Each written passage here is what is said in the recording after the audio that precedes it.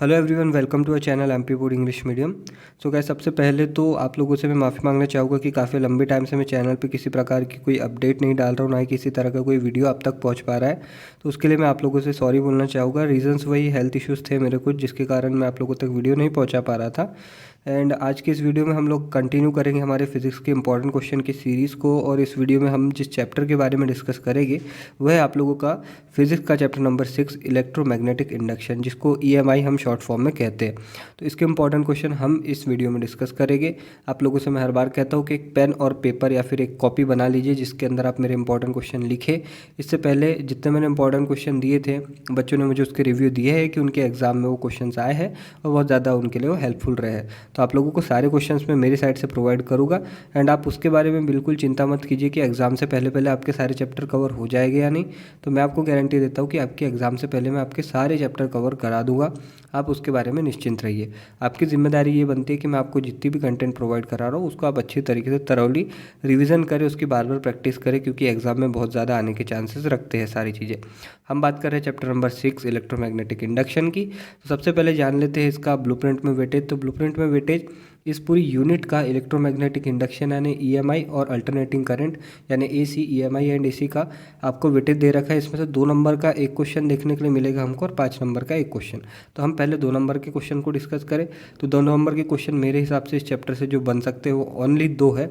पहला है what is magnetic flux. तो क्या होता है magnetic flux, right it's SI unit. तो मैग्नेटिक फ्लक्स क्या होता है, उसकी SI यूनिट अगर पूछा गया तो आप लोगों से 2 नंबर में पूछा जा सकता है। बार बार रिपीटेड क्वेश्चन है, अल्टरनेटली या फिर बैक टू बैक ईयर्स में पूछा गया है, इसलिए मैंने यहाँ पे आपको मेंशन किया है। दूसरा क्वेश्चन आता है right the difference between self induction and mutual induction. आपको अगर 2 नंबर के लिए आता है तो 2 से 3 आप लोगों को डिफरेंस लिखते आना चाहिए। एंड आप लोगों के पास अगर परीक्षा बोध वगैरह होगी नई पुरानी तो उसमें आपको इसके आंसर मिल जाएंगे। और रही बात गाइस, आप लोग मुझे बार बार बोल रहे हैं कि भैया वो paid content, paid PDF previous year वाली वो कब आएगी। तो वो भी मैं ट्राई कर रहा हूँ कि इस मंथ के एंड तक आपको प्रोवाइड करा दूँ, ताकि फरवरी में आपके एग्जाम है तो 2 मंथ में आप सफिशिएंट रहेगा आप लोगों के लिए वो PDF को भी कर पाना। तो मैं आप लोगों तक वो भी प्रोवाइड करने की कोशिश करने में लगा हुआ हूँ। अब बात करते हैं 5 नंबर के क्वेश्चन की। तो 5 नंबर की क्वेश्चन कुछ इस प्रकार से है। पहला जो क्वेश्चन आता है वो ये है कि what is electromagnetic induction, state Faraday's law of electromagnetic induction. तो क्या होता है इलेक्ट्रोमैग्नेटिक इंडक्शन, 5 नंबर का क्वेश्चन है। जाहिर सी बात है आप लोगों को थोड़ा बढ़ा के चढ़ा के इसको लिखना है।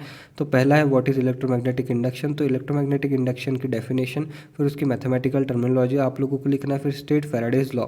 तो लॉ आपको डिफाइन करना है यहाँ पे 5 नंबर में। दूसरा क्वेश्चन आता है write Lenz law regarding electromagnetic induction and explain how Lenz law equivalent to the law of conservation of energy. बार बार रिपीटेडली पूछा गया क्वेश्चन है, बहुत ज़्यादा चांसेस बनते हैं कि आप लोगों के एग्जाम में भी आप लोगों को देखने के लिए मिले। अगर आप लोगों की अभी हाफ ईयरली एग्जाम हो रही होगी तो उसमें आई होप आप सभी को ये क्वेश्चन देखने के लिए मिलेंगे। तो इनको अच्छे से प्रिपेयर कीजिए और अगर आपके एग्जाम में क्वेश्चन पूछे जाते हैं तो प्लीज़ कमेंट सेक्शन में आकर ज़रूर बताइएगा। बहुत सारे जो बच्चे हो मुझे आकर के बताते हैं कि आप लोगों के जो क्वेश्चन हैं ये एग्जाम में पूछे गए, तो उससे मेरा भी कॉन्फिडेंस बूस्टअप होता है कि मैं आप लोगों को जो कंटेंट प्रोवाइड कर रहा हूँ सही बैठ रहा है, सटीक बैठ रहा है। ठीक है, तीसरा जो क्वेश्चन आता है वो ये है derive an expression for self induction of long solenoid on what factor does it depend। ये भी बहुत इंपॉर्टेंट क्वेश्चन है गाइस। इस क्वेश्चन को 5 स्टार मार्क भी कर लोगे। तो दूसरा क्वेश्चन और तीसरा क्वेश्चन तो बहुत इंपॉर्टेंट है ये आप लोगों के लिए, बार बार पूछे गए और हर बार पूछने के चांसेस बनते हैं। देखो, इस वाले चैप्टर से 2 नंबर के क्वेश्चन बनना बहुत कॉमन सी बात नहीं है। इससे बड़ा क्वेश्चन बनेगा 5 नंबर का, मुझे ऐसा लगता है। और जो 2 नंबर का क्वेश्चन है वो ज़्यादा चांसेस है कि अल्टरनेटिंग करंट वाले चैप्टर से बने, क्योंकि दोनों यूनिट से मिला के आपको क्वेश्चन पूछा जाएगा। ठीक है, चौथा क्वेश्चन आता है deduce an expression for electromotive force induced across the end of conducting rod moving in a uniform magnetic field. तो ये है आप लोगों का चौथा क्वेश्चन।